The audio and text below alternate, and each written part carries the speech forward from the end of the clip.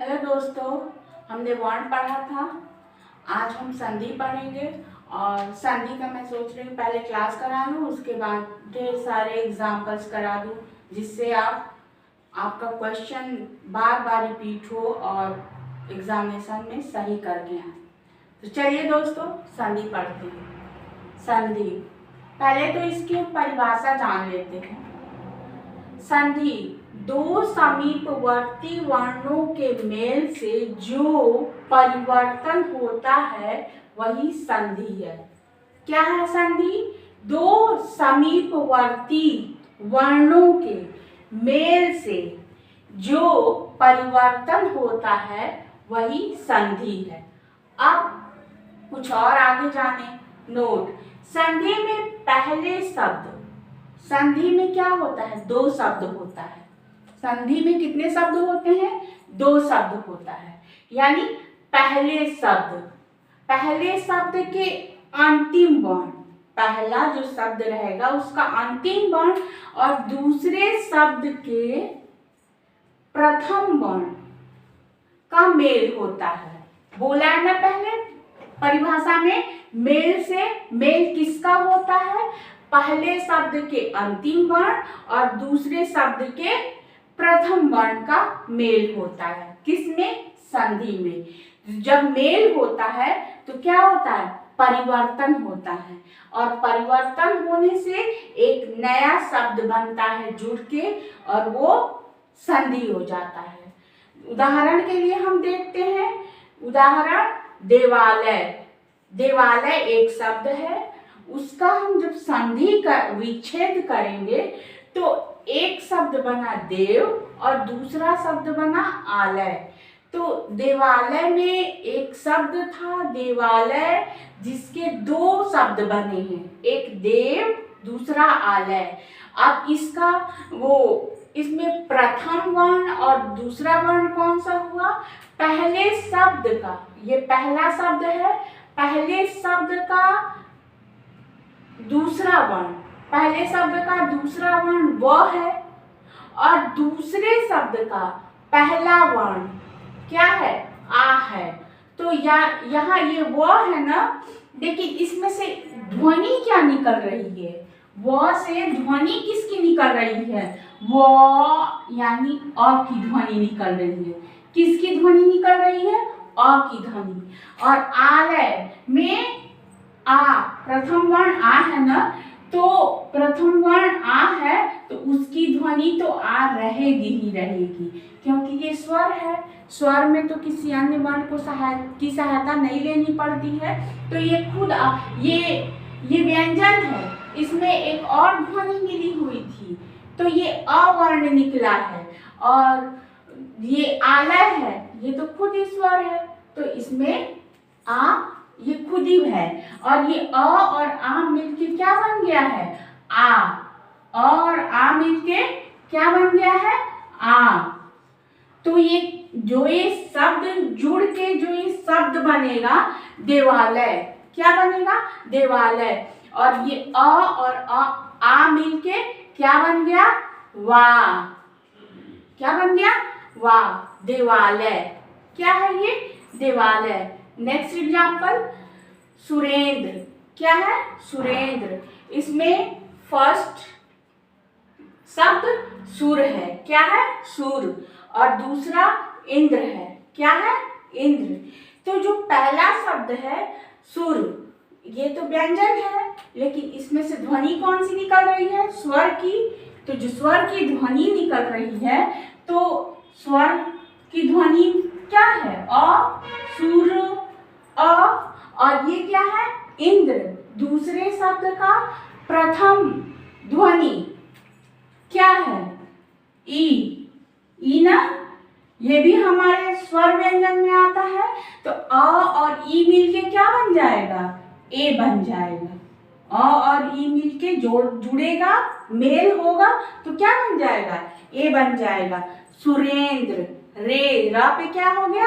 एक ही मात्रा लग गई और जो था वैसे ही है। ये सु भी वैसे ही लिखा गया है। र और ई का क्या हो गया? मेल हुआ है, तो मेल होके ए बन गया है और न द तो वैसे ही है, सुरेंद्र बन गया है। नेक्स्ट एग्जाम्पल दोस्तों, ये मनोनुकूल, ये हमारा शब्द था मनोअनुकूल। तो मनोअनुकूल में हमारा जब ये शब्द टूटेगा, शब्द का विच्छेद होगा, तो ये क्या हो जाएगा, न का मनोअनुकूल, तो न के आगे हलन विसर्ग लग जाएगा, न के आगे क्या होगा, विसर्ग आ जाएगा, और जो दूसरा शब्द है वो विसर्ग के बाद तो अनुकूल बन जाएगा, दूसरा शब्द अनुकूल बन जाएगा। तो विसर्ग अह प्लस अनु, तो मनोनुकूल क्या शब्द बन जाएगा, नया शब्द मनोअनुकूल। ये मना प्लस अनुकूल, तो नया शब्द बनेगा मनोअनुकूल।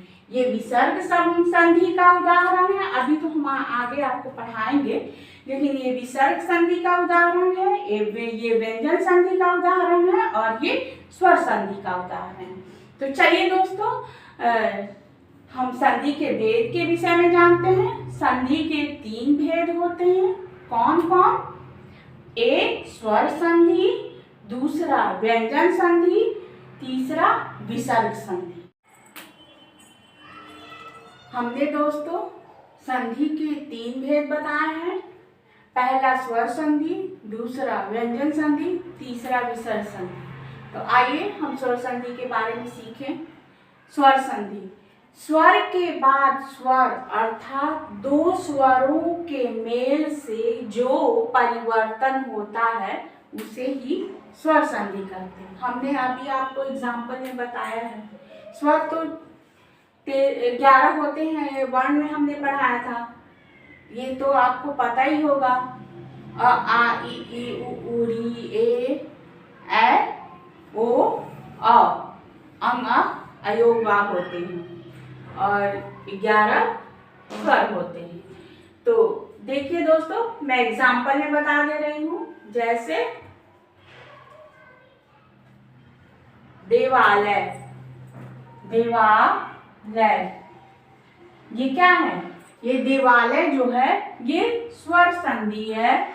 देखिए, देव प्लस आलय, ये देव को बोलने के बाद वह ध्वनि आ रही है। क्या ध्वनि आ रही है? वो बोलने से अध्वनि आ रही है, और ये आ तो पहले है ही दूसरे शब्द में, तो ये दोनों मिलके क्या हो जा रहा है, आ बन जा रहा है। तो यही जुड़ गया है, देवालय में क्या जुड़ा है, यही आ जुड़ गया है, तो ये क्या बन गया, देवालय। अभी आपको समझ में आ रहा होगा। ये एग्जाम्पल इसीलिए मैंने समझाया है कि आपको अच्छे से समझ में आ जाए। चलिए दोस्तों, एक नोट देखते हैं, इसको मिटा देते हैं।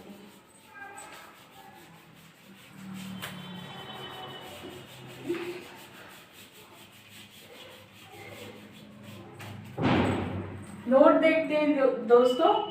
जैसे बड़ा, बड़ी, बड़ाऊ को दीर्घ संधि, छोटा अ, ए, ओ को गुण संधि, ऐ, औ को वृद्धि संधि, य, र, ल, व को यण संधि, ऐ, आय, औ, आव को अयादि संधि कहते हैं। ये दोस्तों, ये कौन कौन से वर्ण हुए, सभी संधियों के, सभी स्वर संधियों के कौन कौन से वर्ण हुए? अ, आ, इ ये दीर्घ संधि, अ, ई, आ, ए, ओ गुण संधि, ऐ, औ वृद्धि संधि, य, र, ल, व यण संधि, ऐ, आय, औ, आव क्या हो गया, अयादि संधि।